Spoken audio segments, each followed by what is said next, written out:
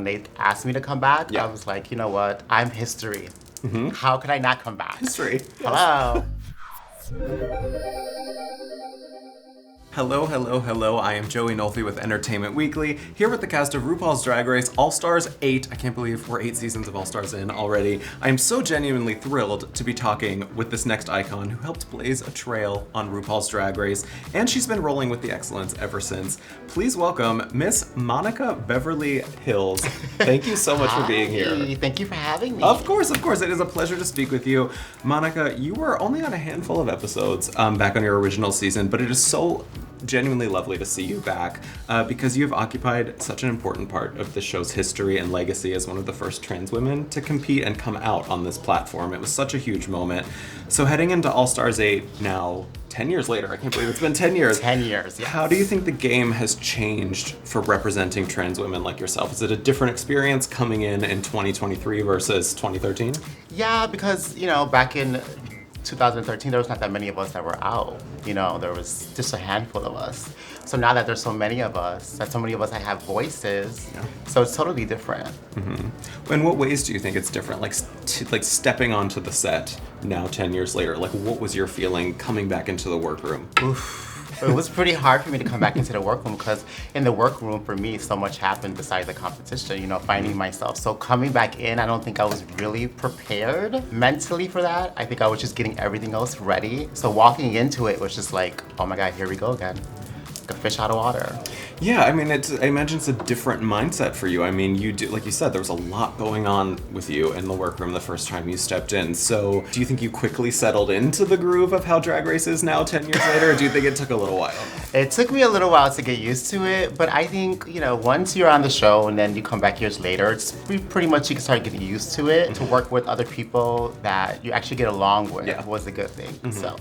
Well, how do you think All-Stars 8 is stepping up the game from past seasons? I mean, following the all winners, All-Star 7, that's a pretty tough gig, but I mean, like, how is All-Stars 8? Like, are the twists twisting? Like, what is going on? Oh, baby, there's a lot of twists. As soon as you walk into the door, I couldn't keep up. There were so many twists, But I think our season is very unique because we have a lot of personalities, very boisterous personalities. So, yes. So, yeah.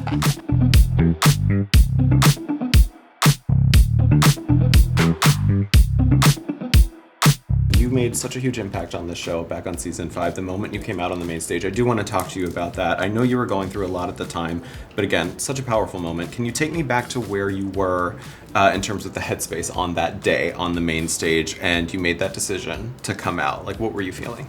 Yeah, I mean, when you hear every judge say the same critique, you can't help but to be like, okay, if I don't open up now and take this moment, not just for myself or so many people like myself that don't have this opportunity, then I'd be really upset with myself. So I was like, let me just let it all out and let's just see what happens. And whatever happens here, it's, if I do go home, I'm fine because I let it free. So. Yeah. What was that like for you in terms of fan reaction from that? What was the response that you received from people watching that moment? To this day, I still get letters of people, having that moment. And I couldn't even watch it until 2 or 3 years later because I was not mentally, ready to see that. But I'm happy that I did it, and the response is still amazing. I get people thanking me and people telling me their stories and stuff like that. So yeah, I mean, it's literally proof that the show does change people's lives, not only the contestants, but people watching. I mean, it's such an impactful show. So how did that impact then your career afterwards? I mean, after appearing on season 5, what was it like navigating a career after the initial season? It was really hard because I was never one to be going into the show wanting to be somebody's role model. Most importantly, I was pretty lost when I was on the show. So me, it was trying to get myself together and focus on what I wanted to do with my career, but all of a sudden I was thrown into being this advocate for so many people like myself, and I was not ready for that. But then you start to realize that this is just more than you. Yeah. This is, Absolutely. So you have to put yourself in that position. Even if you're not ready, you have to do it. And you have been very vocal. I mean, for your community too, you had some things to say about representation on the show in an email interview you gave with another outlet. So what made you want to come back to the show? Did you see a change and an evolution in the show that made you want to come back? I did not want to come back.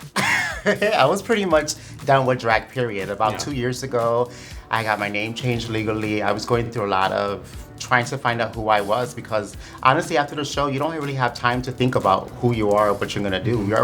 It's already planned out for you. So traveling for so many years, it was just like, I just need time for myself. So when COVID hit, this was really like, okay, I need to start having surgery and doing certain things. Yeah. But I mean, because we see now, I mean, 5 trans queens on season 14. I mean, Gottmik on season 13. Yes. We've had Kylie, of course, Yes. for All Star 6. That was one of the main focuses when they asked me to come back. I was like, you know what? I'm history. How could I not come back? History. Hello. So definitely I'm coming back and I'm gonna do this and I'm gonna finish what I started, so. Oh, I love that. Yes, finishing what you started. I love that so much. How do you think that you have changed as an artist, though, from your initial season? Like, is there a difference in your fashion and maybe the types of challenges you thought you would do well at this time around? Well, yeah, there are certain challenges. I can't really say what they are, but definitely has tested me in levels that I never thought I could be doing, that I saw myself actually doing and realizing that, wait, maybe I might have a career in this certain area that I didn't think I had.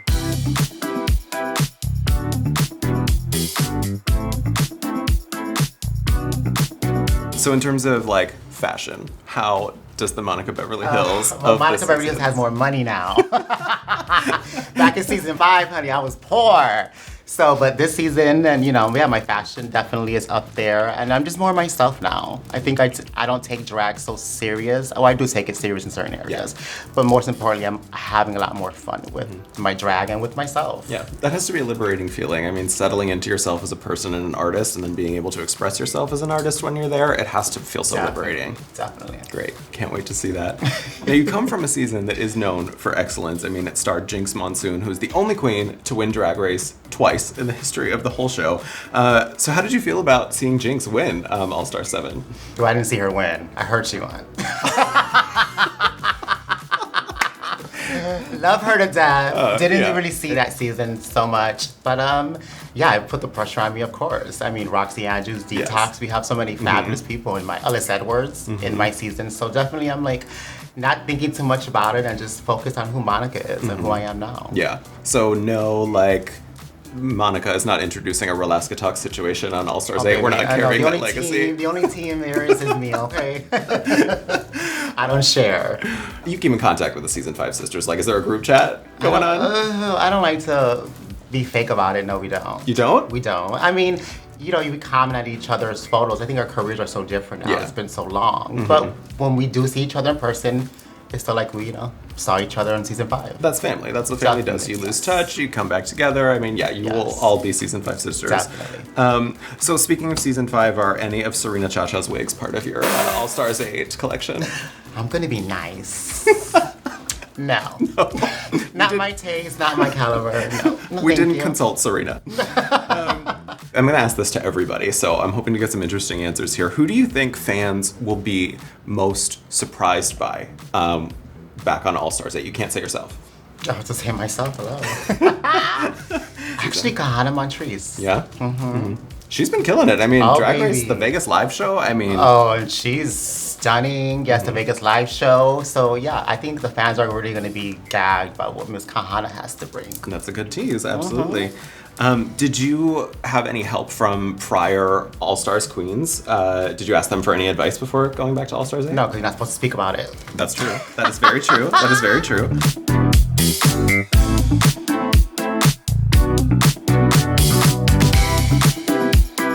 The first time around of Drag Race, what did that teach you about coming back for All Stars 8? Be yourself, most importantly. Be yourself, have fun with the competition, and give it your all.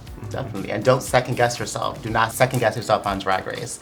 If you first have a thing going with it, run with it. Go with it. Because that's Stick with it. Yes. Absolutely. Always. Monica, thank you so much for being here with me today. You look lovely. I cannot wait to see what you do on All Stars 8. Thank you, honey. Thank you so much, and stay tuned for more with the cast of All Stars 8.